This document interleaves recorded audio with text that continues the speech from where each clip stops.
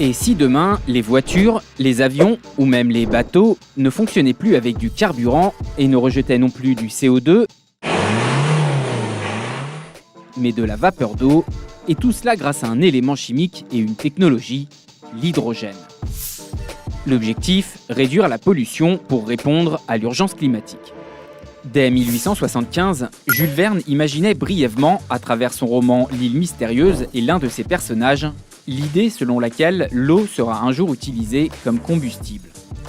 Près de 150 ans plus tard, c'est ce défi que souhaitent relever des industriels et pour laquelle la France va investir plus de 7 milliards d'euros.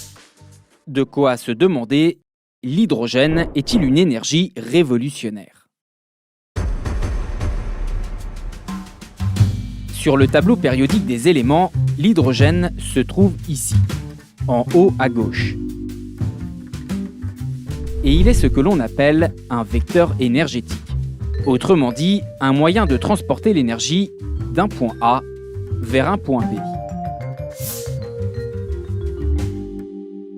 Le problème, c'est que sur Terre, il n'existe pas à l'état pur. Il faut donc l'extraire à partir d'autres éléments. C'est pour cette raison que, sur le plan industriel, il existe différentes formes d'hydrogène.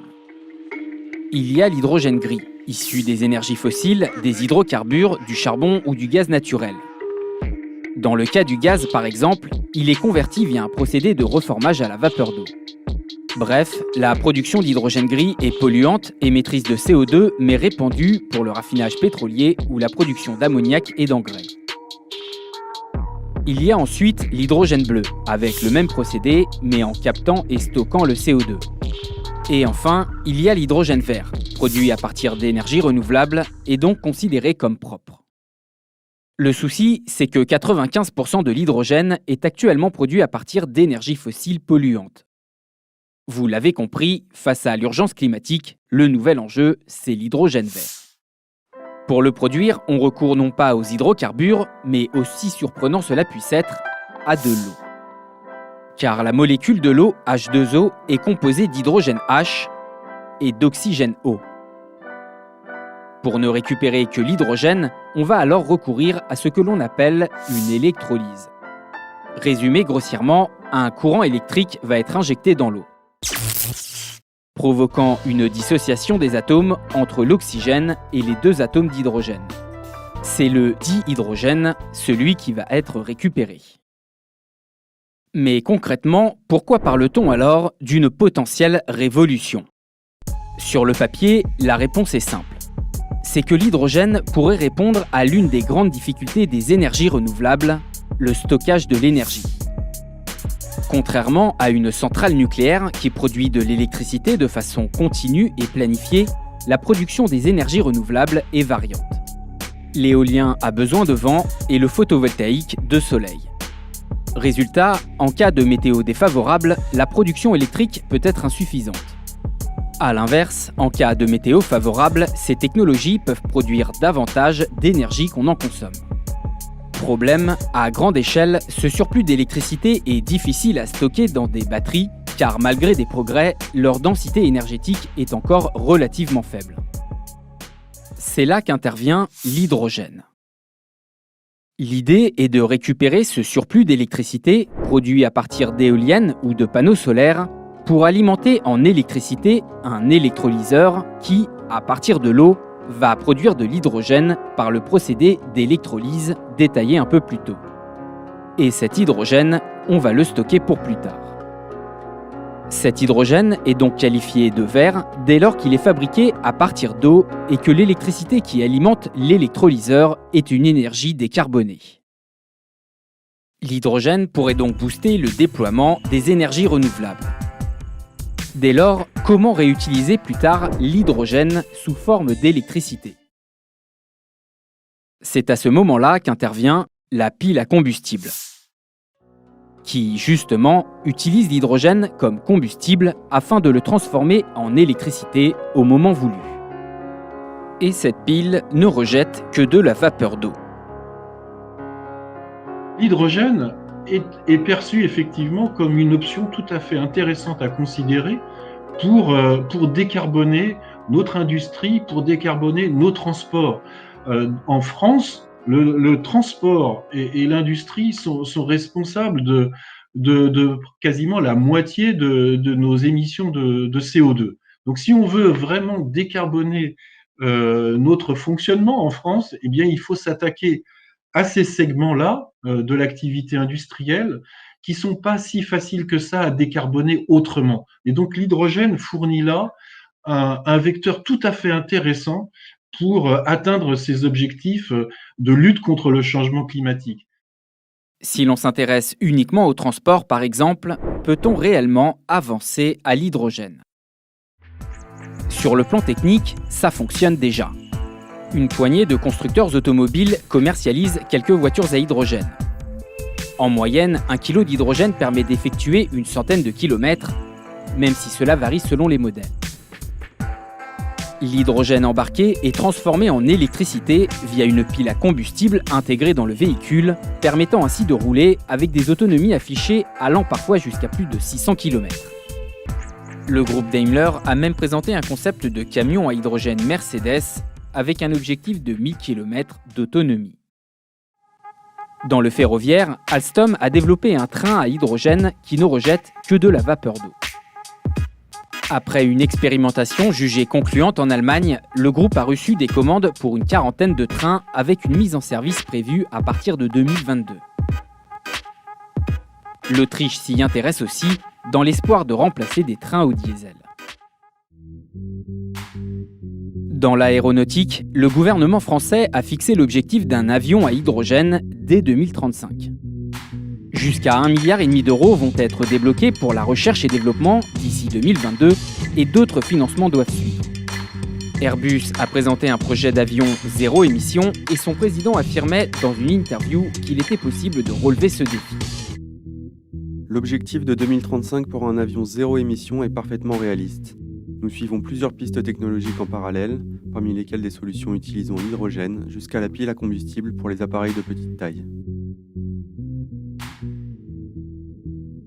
Quels sont les secteurs qu'il faut considérer pour déployer de façon prioritaire l'hydrogène?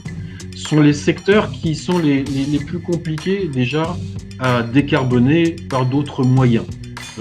Donc notamment l'apport d'énergie pour faire fonctionner des industries particulièrement gourmandes en énergie. Je pense par exemple à une cimenterie, je pense à une aciérie, je pense à ce type d'unité industrielle qui demande beaucoup d'énergie pour fonctionner.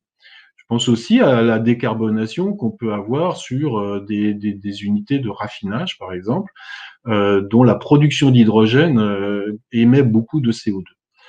Donc ça, c'est le premier secteur auquel il faut penser, c'est le secteur industriel. Et puis, dans le transport, il y a tous les transports lourds qui nécessitent d'être décarbonés et qui nécessitent aussi des puissances et des énergies considérables qu'il est difficile d'apporter par une approche avec des batteries. Si l'hydrogène fonctionne déjà techniquement, sur le plan économique et industriel, tout reste à faire. Le premier enjeu, c'est la mise à échelle industrielle. Afin de produire de l'hydrogène vert en grande quantité, la France a débloqué 1,5 milliard d'euros pour développer des usines géantes d'électrolyseurs. Objectif, produire 600 000 tonnes d'hydrogène par an d'ici 2030 à partir d'électricité décarbonée.